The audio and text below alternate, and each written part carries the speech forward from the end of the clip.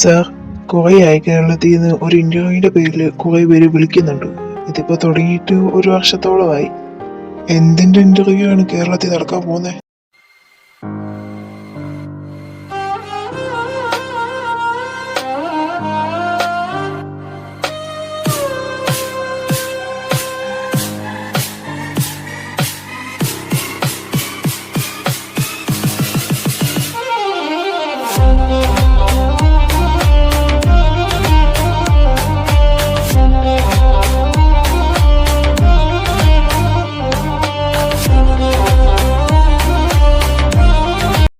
അത് സാർ എഴുതിയ കഥയില്ലേ താര, അതിനെക്കുറിച്ചുള്ള പേഴ്സണലായിട്ടുള്ള ഇന്റർവ്യൂ മതി, പബ്ലിക്ക് വേണ്ടെന്ന് അവർ പറഞ്ഞു. താര, ഞാൻ ആലോചിച്ചിട്ട് പറയാം, അത് തൽക്കാലം മാറ്റി വെച്ചേക്ക്. ഓക്കെ സാർ, സാറിന്റെ ഇഷ്ടം പോലെ.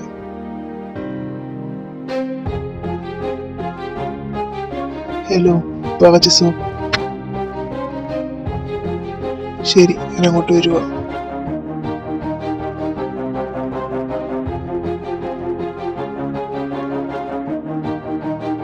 Good afternoon sir.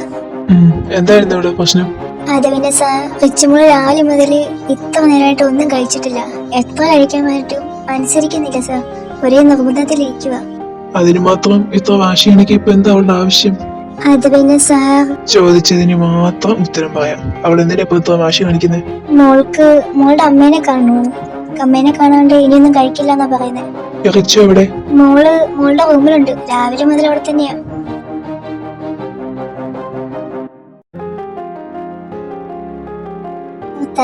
ആ കൊച്ചിനെ ഇനി സാറ് വഴക്കു മാറ്റം പറയുമോ? താൻ ഇവിടെ പുതിയതാണല്ലേ? അതെല്ലോ, എങ്ങനെ മനസ്സിലായി? ഞാൻ സാറിന്റെ പി ആയിട്ട് വർക്ക് ചെയ്യാൻ തുടങ്ങിയിട്ട് വർഷം 4 അതുകൊണ്ട് മനസ്സിലായി. അല്ല, എത്ര നാളായി വന്നിട്ട്? ഞാൻ വന്നിട്ട് 1 മാസം ആവുന്നതേ ഉള്ളൂ. ചുമ്മാതല്ല താൻ ദൈവത്തിനോട് അങ്ങനെ പ്രാർത്ഥിച്ചത്. താൻ വിചാരിക്കുന്ന പോലെ സാറത്ര കൂടുതൽ പേഴ്സൺ ഒന്നും അല്ല. സാറും ഇങ്ങനെ പാവം. പിന്നെ കഴിഞ്ഞ മുമ്പ്, അതായത് തനിക്ക് മുമ്പ് ഇവിടെ ജോലി ചെയ്ത ആളെ എന്തിനാ പറഞ്ഞിട്ടേന്ന് തനിക്കറിയോ? ഇല്ല, അത് അവരുടെ ജോലി ശരിയല്ലെന്നല്ലേ പറഞ്ഞേ, അതുകൊണ്ടല്ലേ? അതുകൊണ്ടൊന്നുമല്ല, അവർ നല്ലോണം തന്നെ വർക്ക് ചെയ്തോണ്ടിരുന്നേ. പക്ഷെ സാറിന്റെ മോൾ ദോഷം തലയിറങ്ങി വീണു. അതിവര് ശ്രദ്ധിച്ചില്ലെന്ന് പറഞ്ഞിട്ടെ. കർത്താവേ, അപ്പൊ എന്റെ കാര്യം?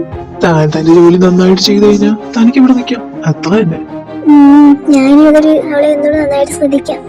നീ ഇപ്പൊ പറഞ്ഞത് സാറേക്കണ്ട. എടി പോടി അവള് ഇവള് അങ്ങനെ ഒന്നും റിച്ചുമോളെ വിളിക്കാൻ പാടില്ല. സാറിന് റിച്ചുമോൾ അങ്ങനെ ജീവന.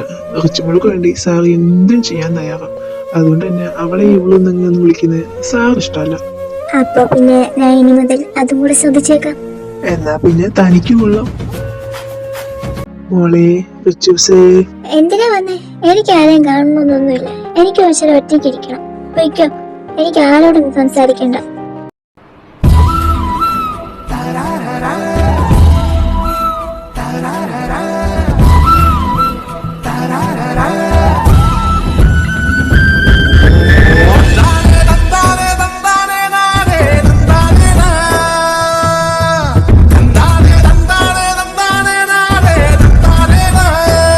ഓ, നല്ല ദേഷ്യത്തിലാണല്ലോ. എന്താണ് കാര്യം? ഞാൻ പറഞ്ഞില്ലേ എനിക്ക് ആരോട് സംസാരിക്കണ്ടെന്ന്. എന്റെ അടുത്ത് മിണ്ടണ്ട. പപ്പ പോവാൻ നോക്കുമ്പോ. വാശി കാണിക്കല്ലേ? എന്താ നീ ഫുഡ് കഴിക്കാത്തെ? എനിക്ക് വിശപ്പില്ല, അതുകൊണ്ടാ കഴിക്കാത്തെ. എനിക്കൊന്നും വേണ്ട. എന്തിനാ റിച്ചൂസ് ഇങ്ങനെ വാശി കാണിക്കുന്നേ? പപ്പയടുത്ത് എന്തിനാ ഇത്ര ദേഷ്യപ്പെടുന്നേ? പറ, പപ്പ എന്തെങ്കിലും ചെയ്തു നിന്നെ? എന്തിനാ ഈ വാശി കാണിക്കുന്നേ? എന്താ നിന്റെ ആവശ്യം? പറ. എന്തായാലും പപ്പ സാധിച്ചു തരാം. പറ. എനിക്ക് മമ്മീനെ കാണണം.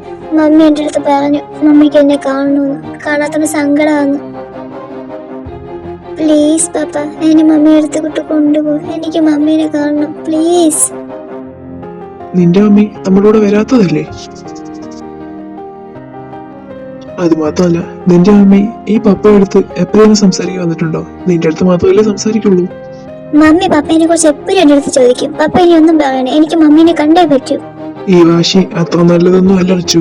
പറ്റത്തില്ല, എനിക്ക് മമ്മിയെ കണ്ടേ പറ്റത്തുള്ളൂ. ഇല്ലെങ്കിൽ ഇന്നേ റിച്ചു ഒന്നും കഴിക്കത്തില്ല. നോക്കിക്കോ, റിച്ചാ പറയുന്നത്. അയ്യേ, പപ്പയുടെ റിച്ചുമോൾ കരയുവാണോ? പപ്പയുടെ റിച്ചു ഇതല്ലല്ലോ. പപ്പയുടെ റിച്ചു എപ്പോഴും ചിരിച്ചോണ്ടിരിക്കത്തുള്ളൂ. ശരി, കൊണ്ടുപോവാ. സത്യമായിട്ട് എന്നെ കൊണ്ടുപോവോ? എന്നെ പറ്റിക്കത്തില്ലല്ലോ. പറ്റിച്ചാൽ ഞാൻ മിണ്ടത്തില്ല കേട്ടോ. കൊണ്ടുപോവാ, പ്രോമിസ്.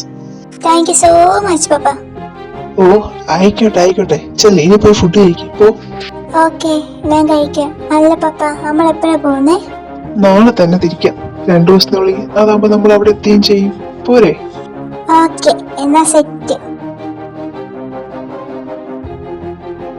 അങ്ങനെ ഒരു 10 വർഷങ്ങൾക്ക് ശേഷം ഞങ്ങൾ വീണ്ടും നിന്റെ അടുത്തേക്ക് വരാൻ പോവാ. സാറിനെ വിളിച്ചായിരുന്നോ? ഫിലിക്സ്, ഞാൻ വിളിച്ചായിരുന്നു. നാളെ രാവിലെ ഇവിടെ നിന്നുള്ള കേരളത്തിലേക്കുള്ള ഫ്ലൈറ്റിൽ 4 ടിക്കറ്റ് ബുക്ക് ചെയ്യണം. നീയും ജിസോയും കൂടെ വരണം. ഓക്കെ സാർ, ഞാനിപ്പോ തന്നെ ബുക്ക് ചെയ്തേക്കാം. Okay, you can go now. Felix, 1 minute, എനിക്കൊരു കാര്യം കൂടെ പറയാനുണ്ട്. എന്താ സാർ പറഞ്ഞോളൂ. കേരളത്തിൽ ഇന്റർവ്യൂ ഇല്ലേ, അതങ്ങ് അക്സെപ്റ്റ് ചെയ്തേക്ക്. ഇവിടുന്ന് അവിടെ ചെന്നിട്ടുണ്ടെങ്കിൽ ആദ്യം തന്നെ ആ ഇന്റർവ്യൂ അങ്ങ് അറ്റൻഡ് ചെയ്തേക്കാം. ഓക്കെ സാർ, ഞാനിപ്പോ തന്നെ ചെയ്തേക്കാം. എടാ എഞ്ചൂനെ, കുറെ നേരമായിട്ട് നീ പോയിട്ട്. എടാ എഞ്ചൂൻ, എവിടെയാടാ നീ? പെട്ടെന്ന് ഇങ്ങോട്ട് വാ. Yes sir. സാർ എന്തിനാ എന്നെ വിളിച്ചേ? അതോ, ഇവിടെ കുറച്ച് പായസം മുളകുന്നു, കുറച്ച് നിനക്ക് റൂട്ട് തരാൻ വേണ്ടി. എവിടെ സാർ പായസം? എനിക്ക് ഭയങ്കര ഇഷ്ടം. സെമിയാണോ?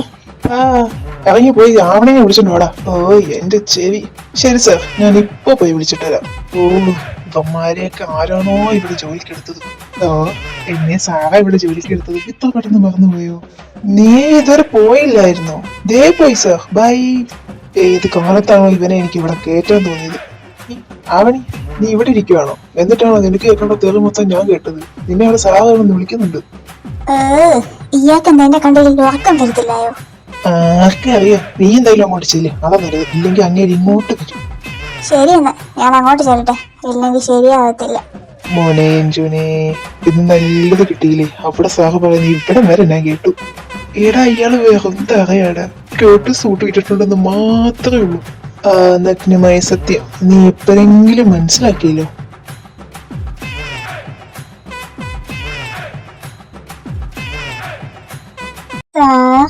ഓ വന്നോ? എവിടെ പോയി കിടക്കുവായിരുന്നോ താൻ? എത്ര നേരമായി ഞാൻ തന്നെ കിടന്ന് വിളിക്കുന്നു. ആ ഫോണെങ്കിലും ഒന്ന് എടുത്തൂടെ? സാർ, എന്റെ ഫോൺ ഇന്നലെ രാത്രി മുതൽ സൈലന്റില്ല. ഞാനത് മാറ്റാൻ മറന്നുപോയി. അതിനിപ്പോ ഞാൻ എന്താ ചെയ്യാനാ? നിനക്ക് തന്ന വർക്ക് എന്തായി? നിനക്കൊരു റിപ്പോർട്ട് സബ്മിറ്റ് ചെയ്യാൻ പറഞ്ഞില്ല, ആ റിപ്പോർട്ടിന്റെ കാര്യം എന്തായി? സാർ, അതിന് അവർ അമേരിക്കയിൽ ഇങ്ങോട്ട് എത്തണ്ടേ? എത്തിക്കഴിഞ്ഞാലേ എനിക്ക് അവരെ പോയി പേഴ്സണലായിട്ട് ഇന്റർവ്യൂ ചെയ്യാൻ പറ്റൂ. എടാ, തനിക്ക് ജോലിയോട് എന്തെങ്കിലും ഒരു ആത്മാർത്ഥത ഉണ്ടോ? ഉണ്ടെങ്കിൽ താനിപ്പോ ഇങ്ങനെ നിൽക്കുവോ? അതിനിപ്പോ എന്താ ഉണ്ടായേ? അവരിവിടെ എത്തിയിട്ട് മണിക്കൂർ 2ആയി. താൻ ഇവിടുന്ന് പോകുന്നതോ ഞാൻ ഇറക്കി വിടണോ? സാർ, എന്തിനാ വെറുതെ കിടന്ന് ബുദ്ധിമുട്ടുന്നത്? ഞാൻ തന്നെ കമ്പനിയിൽ നിന്ന് പൊയ്ക്കോളാം. ഒന്ന് പറഞ്ഞ രണ്ടാമത്തേന് തന്നെ ഈ കമ്പനിയിൽ നിങ്ങൾ പുറത്തു പോകണോ അല്ലേ? അതുകൊണ്ടാണോ തന്നെ ഞാൻ ഈ കമ്പനിയിൽ നിന്ന് പുറത്തു വിടാണ്ടിരിക്കുന്നത്? ഞാൻ പറഞ്ഞേ കമ്പനിയിൽ നിന്ന് പുറത്തു പോകാനല്ല, അവിടെ ചെന്ന് അയാളെ പോയി ഇന്റർവ്യൂ ചെയ്തിട്ട് വരാനാ പറഞ്ഞത്. ഇറങ്ങി പോകാൻ നോക്ക്. ഇയാളുടെ എന്ത്? അത് എന്റെ കൈ കൊണ്ട് തന്നെയായിരിക്കും. വേണേ കുറിച്ചിട്ടോ. താനിവിടെ എന്തോ ആലോചിച്ചോണ്ട് നിൽക്കാം. താനൊന്ന് പോയി ഇന്റർവ്യൂ എടുത്തിട്ട് വാടോ, എന്നിട്ട് ചിന്തിക്കാം. ഞാൻ പോയി എടുത്തിട്ട് വരാം.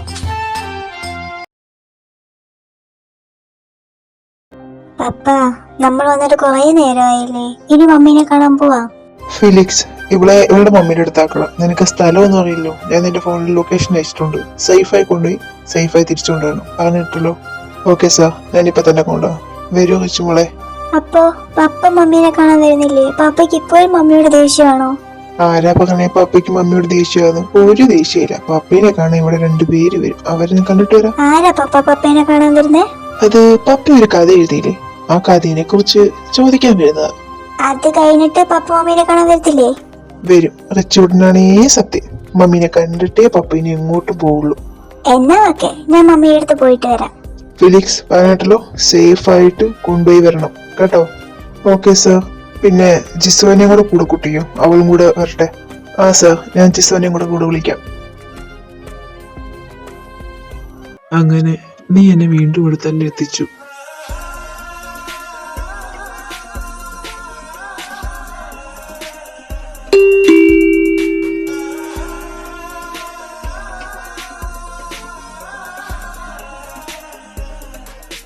ആരാ?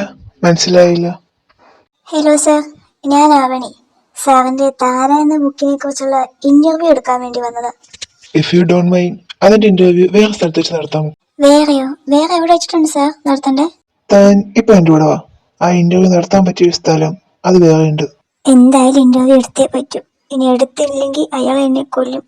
അതിനെക്കാട്ട് നല്ലത് കൂടെ ചെല്ലുന്നത് തന്നെയാണ്. കാറിൽ കയറിക്കോ. ഇയാൾ ഇനി എന്നെ കൊല്ലാനോ മറ്റോ കൊണ്ടുപോവാണോ? താൻ എന്തിനാണ് ഇങ്ങനെ പേടിക്കുന്നത്? ഞാൻ തന്നെ കൊല്ലാനൊന്നും കൊണ്ടുപോകല്ല. ഈ കഥ പറയാൻ പറ്റിയ സ്ഥലം അത് വേറെയുണ്ട്. ഏയ് അങ്ങനൊന്നുമില്ല സാർ, നമുക്ക് എവിടെ വന്ന് വെച്ചാ പോവാം. എനിക്ക് ആ ഇന്റർവ്യൂ പൂർത്തിയാക്കിയാൽ മാത്രം മതി. എന്നാ താൻ കയറി പോവാം.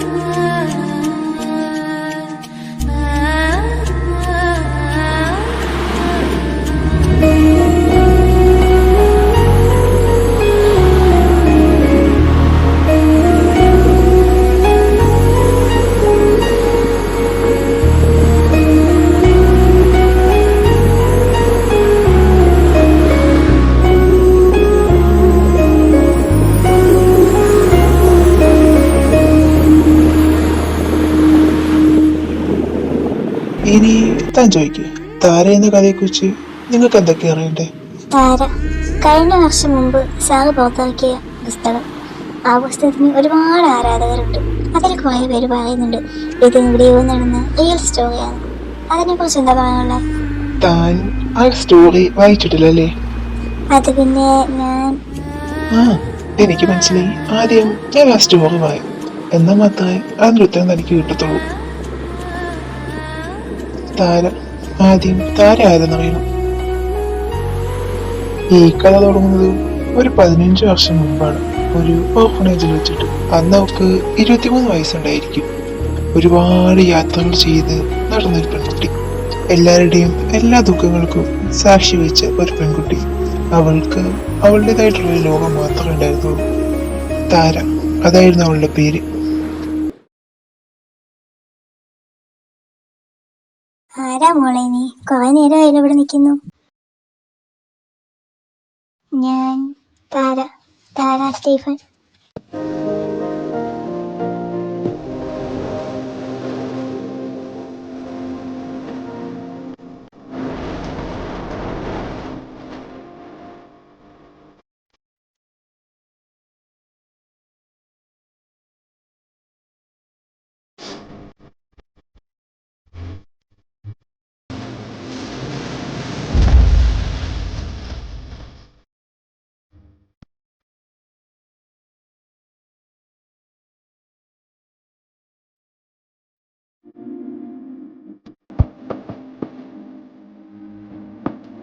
ഓക്കെ, മോക്കെന്തേലും ആവശ്യമുണ്ടായിരുന്നോ?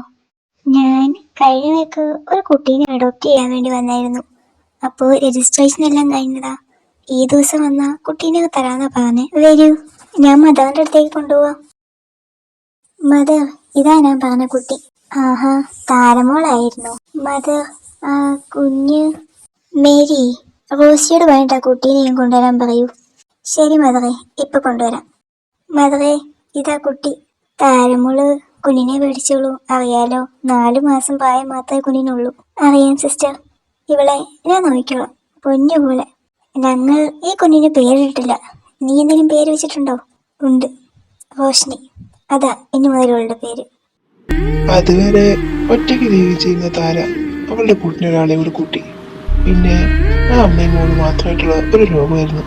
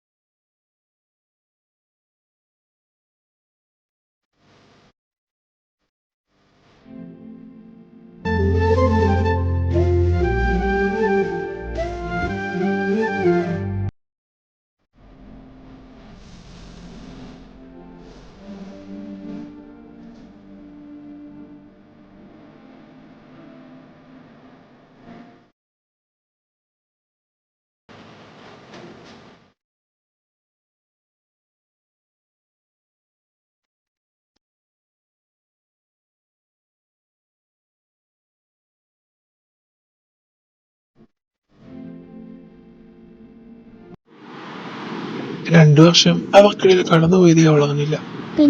പിന്നെന്താ ഉണ്ടായത്? ഇങ്ങനെ കളിച്ചോണ്ടിരുന്നാ മതിയോ? ഉറങ്ങണ്ടേ? ദേ സമയം നോക്ക്, 10 മണിയായി. എന്നാ പിന്നെ അറിയിക്കോ. അമ്മയുടെ പൊന്ന് എത്ര സുന്ദരിയാന്നറിയിക്കും.